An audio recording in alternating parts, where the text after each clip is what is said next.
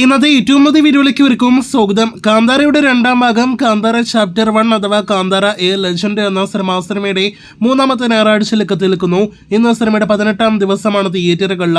പതിവ് പോലെയുള്ള സിനിമയുടെ Kerala tracking, Kerala world wide estimate റിപ്പോർട്ടുകൾ വന്നിരിക്കുന്നു.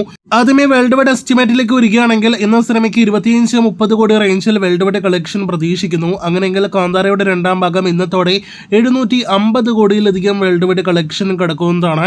വളരെ മികച്ച കളക്ഷൻ നേടിയെടുത്ത സിനിമ ഈ വർഷത്തെ ഒരു ഇന്ത്യൻ സിനിമയുടെ ഏറ്റവും ഉയർന്ന റെക്കോർഡ് കളക്ഷൻ നേടിയെടുക്കാനായിട്ട് ഒരുങ്ങുന്നു എന്നാണ് നാം മനസ്സിലാക്കുന്നത്.